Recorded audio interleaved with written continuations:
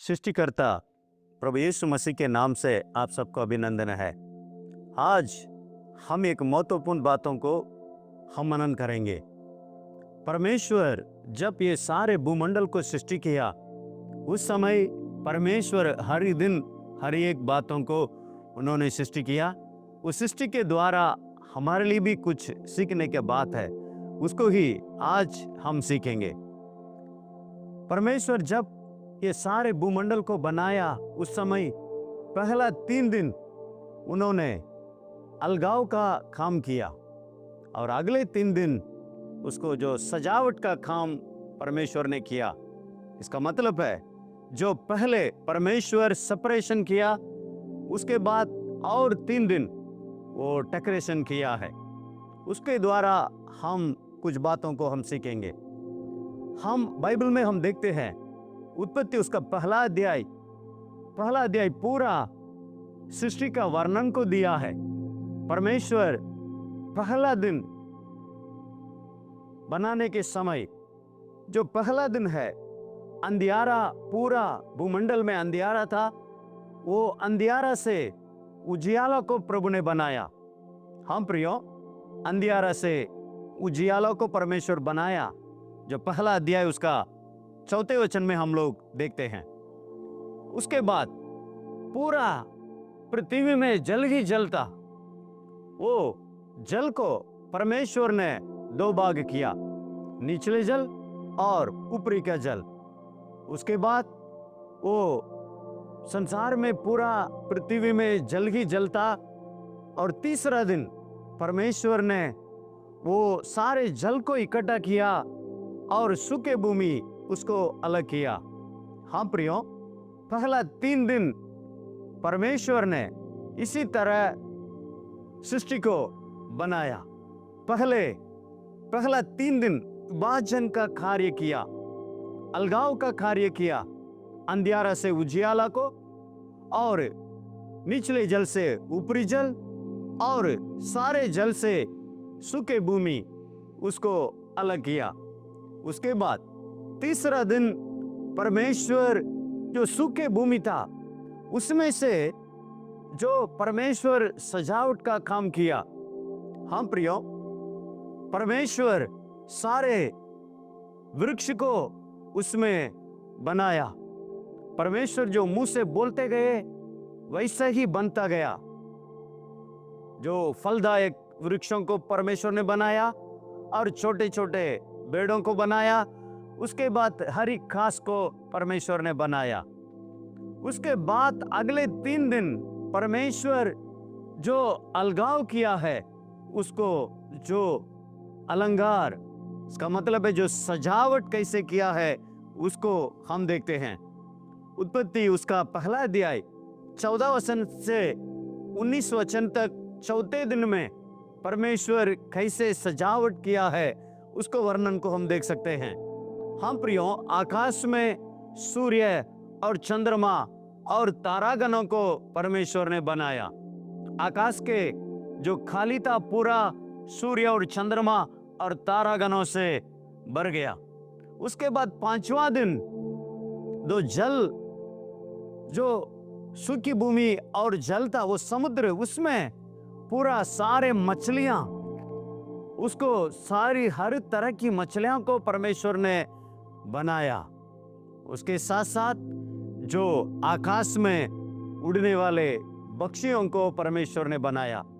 उत्पत्ति उसका पहला अध्याय 20वां वचन से 23 वचन तक उसका वर्णन को हम देख पाते हैं। और 6वां दिन परमेश्वर पृथ्वी के हर एक जानवर को, जो घरेलू पशु और जंगल में रहने वाला वन पशु, उस सबको परमेश्वर ने बनाया। हम प्रियो, साथ साथ जो रेंगने वाले जंतु, उसके बाद ही परमेश्वर मनुष्य को बनाया। उत्पत्ति उसका पहला अध्याय 24 वचन से 31 वचन तक ये सारे वर्णन को हम देखते हैं। हम प्रियो, परमेश्वर पहला 3 दिन अलगाव का काम किया, अगले 3 दिन सजावट का काम किया है। हाँ, इसके द्वारा हम क्या सीखते हैं? हाँ प्रियो, हमारा जीवन में भी एक अलगाव का जीवन जरूरत है।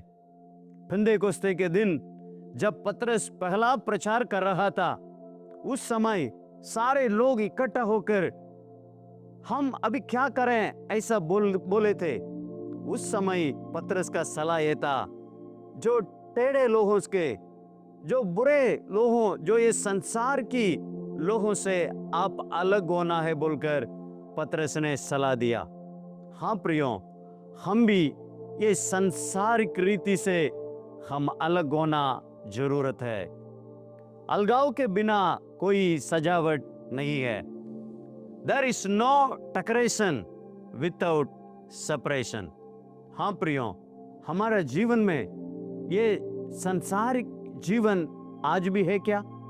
हम ये संसार से हम अलगाव जीवन हम जी रहे हैं क्या? नहीं तो आज एक निर्णय लें, हम एक अलगाव का जीवन, सारे ये दुनियादारी संसारिक जीवन से हम एक अलग जीवन जीने के लिए एक अलगाव होना पड़ेगा। प्रिय भाइयों, जब हम संसार से अलगाव का जीवन जिएंगे, तब परमेश्वर हमें अपने आत्मा का फल और वरदानों से सजाएंगे।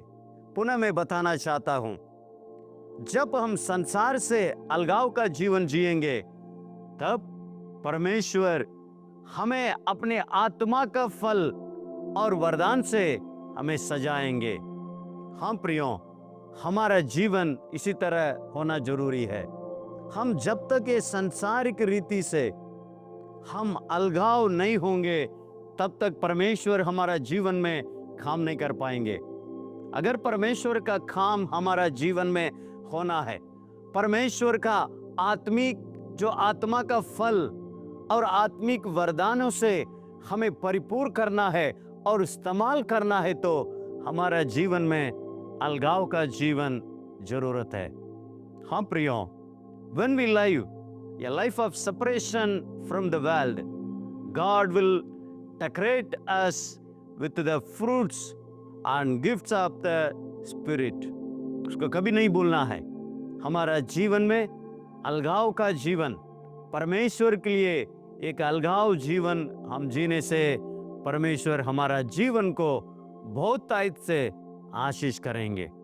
परमेश्वर अब्राहम को आशीष करने के लिए चाहते थे और उनको द्वारा सारे दुनिया को आशीष करना चाहते थे, लेकिन अब्राहम से परमेश्वर ने बोला, उत्पत्ति उसका 12 अध्याय में हम देख सकते हैं, पहले अपना देश, अपना कुटुंब, अपना सारे चीजों को छोड़कर आने के लिए बोला। हाँ प्रियो, हमारा जीवन में भी यही जरूरत है। दूसरा कुरिन्थियों में हम देख सकते हैं, दूसरा कुरिन्थियों उसका 6वीं अध्याय उसका 14 वचन से 18 वचन तक हम कुछ बातों को हम वहां देख सकते हैं।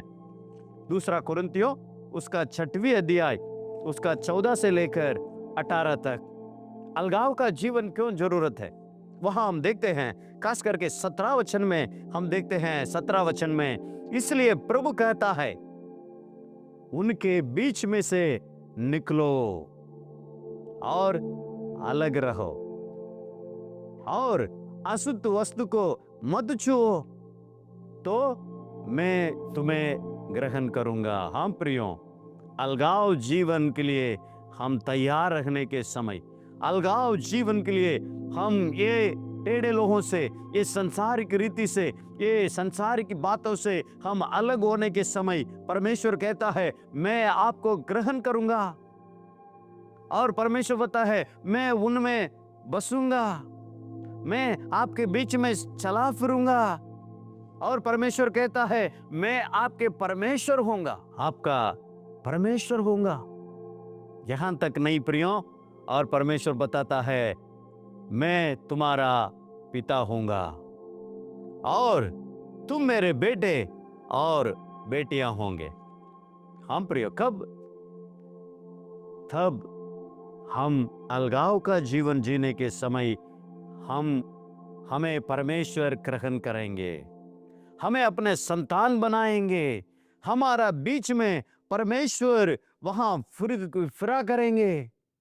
हाँ प्रियो, अलगाव का जीवन जरूरत है। हम बाइबल में हम देखते हैं मत्ती रचित सुसमाचार उसका 5वां अध्याय 13 वचन में प्रभु यीशु मसीह कहते हैं, तुम पृथ्वी के नमक हो। हाँ प्रियो, हम पृथ्वी के नमक है। ये नमक कैसे बना जाता है आपको मालूम है? जो समुद्र का पानी को अलग करके एक पाती बना के उसके द्वारा ही नमक बनता है। हाँ प्रियो, जब तक वो पानी समुद्र में ही रहेगा वो नमक नहीं बनता। जब वो समुद्र से बाहर आकर अलग से एक पाती में बन जाती है, उस समय ही वो नमक बन जाते हैं। वैसा ही हम भी जब तक हम संसार में ही रहेंगे, हम एक आशीष का कारण नहीं ठहर पाएंगे। संसार की चीजों में हम लगे रहेंगे, ये संसार में ही मिलजुल के रहेंगे, हम आशीष का कारण कभी नहीं ठहर पाएंगे। एक नमक की तरह बहुतायत लोगों का आशीष होना है तो हम ये समुद्र से बाहर आना पड़ेगा। वैसे ही हम ये संसार से बाहर आना जरूरत है। हाँ प्रियो, परमेश्वर का जो बाइबल में पहला अध्याय में ही हम यही देखते हैं, अलगाव के बिना कोई सजावट नहीं है। There is no decoration without separation। हमारे जीवन में भी एक अलगाव जीवन, एक सांसारिक रीति और दुनियादारिक बातों से एक अलगाव जीवन जीने के लिए हम निर्णय लें। ऐसा ही करेंगे, प्रभु हमें भी आशीष करेंगे और बहुत लोगों को आशीष का कारण भी ठहरेंगे। धन्यवाद।